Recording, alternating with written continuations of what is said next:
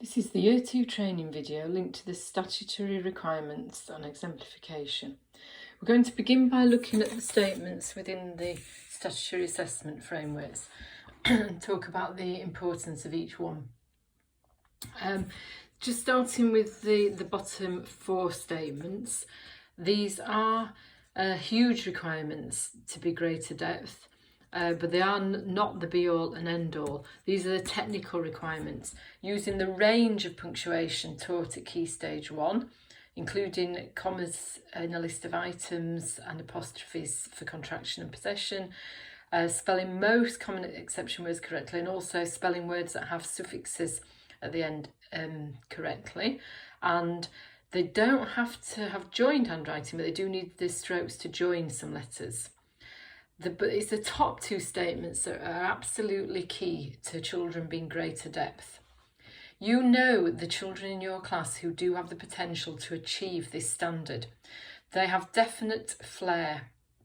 They write over and above what is required of them. They take from their reading and put it into their writing. They take from their own experience. They put different slants on the writing. You read it and you just think, wow.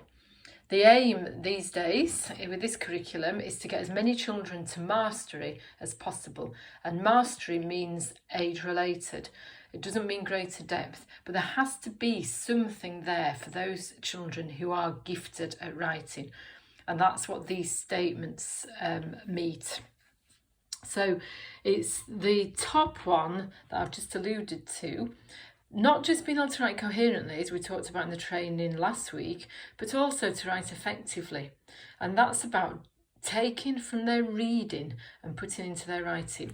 It might be characters, settings, plots, vocabulary, and also they tend to naturally take grammar and punctuation from higher year groups and use it well because they've seen it in their reading. They have a really good understanding of why it's there.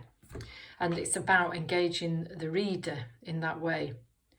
So you wouldn't teach them elements of grammar and punctuation from year groups above year 2, but you will see that they do use it accurately in their writing. And the second statement there is also key to children being a greater depth writer at the end of year 2, and that is about making simple additions, revisions and proofreading corrections to the writing. Not just proofreading.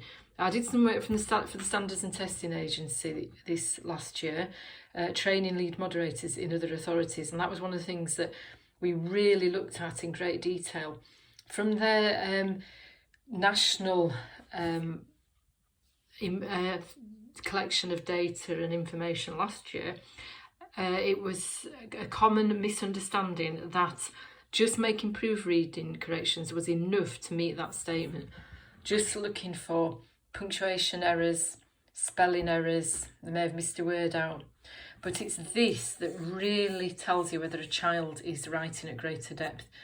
It's when they read their writing through and they think to themselves, oh, I haven't really given enough detail for the reader here, or I could add a bit more to make it even more effective. And it's that is really key to children being greater depth writers. So we've looked at the statements. Those statements are mirrored here at the bottom of my writing assessment grid, so it's important to gather evidence of that across several pieces. Let's have a look at a piece of writing now. This is from the statutory year 2 exemplification, Ali's writing, and it's based on Diary of a Killer Cat and is a letter from Tuffy the cat to Ellie's family to apologise for the mess he's made in the house. So I'll read it to you now. Dear Ellie's family, I'm writing to you because I want to apologise to you for what I've done to poor old Thumper. I'm going to change my fierce behaviour to a normal pet cat behaviour. First of all, I am sorry for bringing Thumper into the carpet with mud, grass stains and other disgusting things. Also, I am sorry that the stains cannot come off the carpet and the housekeeper will be very disappointed and upset because of it. Second of all, from this day forward, I will be a good citizen and be treated much better because I'm more respectful. I'll also try not to scratch any more furniture like your favourite chair and the couch. Please accept my apology because I feel so ashamed of myself and so sad. I feel very guilty as well because I bring dead animals into the house without any reason. Please forgive me. Love from Tuffy.